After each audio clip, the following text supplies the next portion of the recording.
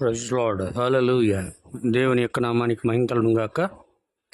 ఈ దినము కొరకు దేవుడు ఏర్పాటు చేసిన వర్తమానాన్ని మనమందరం కూడా భయభక్తులతో చదువుకుందాం.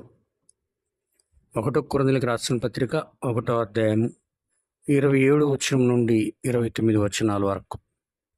ఏ శరీరము దేవుని ఎదుట అతిశయింపకుండానట్లు జ్ఞానులను సిగ్గుపరచుటకు లోకంలో నుండి వెర్రివారిని దేవుడు ఏర్పరచుకుని ఉన్నాడు. బలవంతులైన వారిని సిగ్గుపరచుటకు లోకములో బలహీనులైన వారిని దేవుడు ఏర్పరచుకుని ఉన్నాడు. ఎన్నికైన వారిని వ్యర్థం చేయుటకు లోకములో నీచులైన వారిని, తొలగింపబడిన వారిని, ఎన్నికలేని వారిని దేవుడు ఏర్పరచుకుని ఉన్నాడు. దేవుడు కొన్నిసార్లు తన కార్యములను మనుషునికి విరచనముగా కనబడు మార్గములో జరిగిస్తాడు. కొన్నిసార్లు బుద్ధిహీనమైన వాటిని తీసుకొని దేవుడు జ్ఞానులను ఏ విధంగా సిగ్గుపరుస్తాడో మీకు తెలుసా? నీవు అల్పమైనవి అన్న కార్యములను తీసుకొని ఆయన బలవంతులను, తెలివిగల వారిని సిగ్గుపరచు. మోషే ఒక సైనికుడిగా శిక్షణ పొందాడు మరియు ఐగుప్తు యొక్క జ్ఞానమంతటిని నేర్చుకున్నాడు. అతడు ఫరో కుమార్తె యొక్క కుమారుడు మరియు సింహాసనమునకు వారసుడు. ఆ సంగతి అతడు ఎరుగును, కానీ అతడు దైవ పిలుపును కలిగి ఉన్నాడు. అతడు తన చదువును బట్టి, తన సామర్థ్యమును బట్టి కార్యము చేయుటకు ప్రయత్నించినప్పుడు ఏమి జరిగినది? అతడు ఒక ఐగుప్తుని హతం చేశాడు.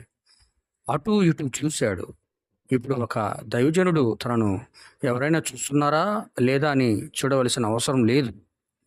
80 సంవత్సరాలు తాను విద్యాబుద్ధుల ద్వారా నేర్చుకున్న దానికంటే దేవుని సన్నిధిలో 5 నిమిషాలు గడిపినప్పుడు అతడు దేవుని గురించి తెలుసుకున్నాడు.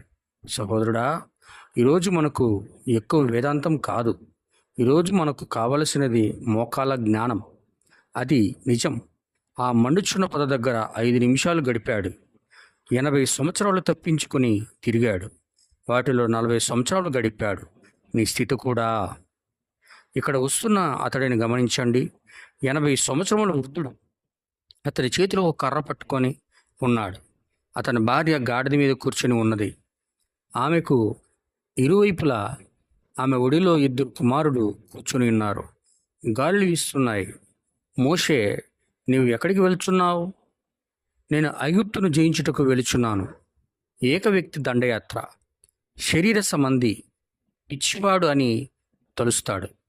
1000 మంది సైనికులు, గుర్రపురౌతులు కలిగి ఉన్న ఐగుప్తు ఆ కాలంలో ప్రపంచమంతా జయించారు.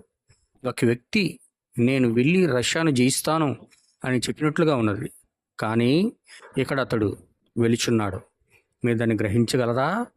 ఇక్కడ మోషే వస్తున్నాడు. సన్నగా ఎండిపోయిన చేతులు, ఒక పాత వంకర కర్ర అతని చేతిలో ఉన్నది. తన కంచర గాడిదను నడిపించుకుంటూ వస్తున్నాడు. ఆ కంచర గాడిద మీద అతని భార్య, తన ఒడిలో 2 కుమారులు కూర్చొని ఉన్నారు. వారు దేవుని స్తుతిస్తున్నారు. మోషే, ఎక్కడికి వెలుచున్నావు అని ఎవరు అడిగారు. ఐగుప్తును జయించుటకు వెళుచున్నాను. ఎందుకు? అతడు భయపడలేదు. వేదాంతం ద్వారా అతడు దాన్ని నేర్చుకోలేదు. ఏవో పుస్తకములు చదివి అతడు దాన్ని నేర్చుకోలేదు. కానీ అతడు మండుచున్న పద సన్నిధిలో నేర్చుకున్నాడు. అది తేడా. అతడు దానిని చేశాడు. కేవలం చెప్పుడు మాత్రమే కాదు, కానీ అతడు వెళ్ళి దానిని నెరవేర్చాడు. అతడు వెళ్ళి దాన్ని జయించాడు.